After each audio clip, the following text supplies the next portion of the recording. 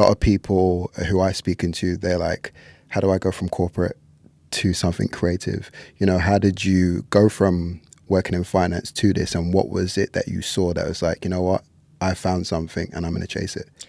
I think, there's not one particular moment in time. I think, we all today probably have one, two, three careers. I think the first one coming out of finance, was obviously with trying to find a positioning with my skills, that I went for school for, So finance seems to be what, I was thinking I wanted to go with my background.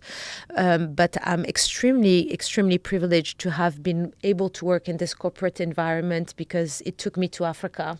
And even though I was born in Africa, I think if you're a bit privileged and a bit about worrying about your education, your parents are like pushing you to go, abroad.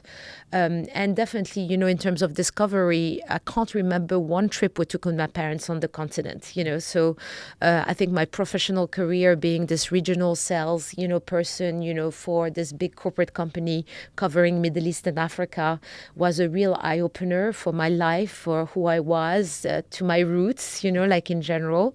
And I believe that, everything has a timing for it. I'm not completely coming from, a corporate world to art, because I think the idea of growing up with a father as an artist is very different than, seeing your dad going to work from 9 to 5.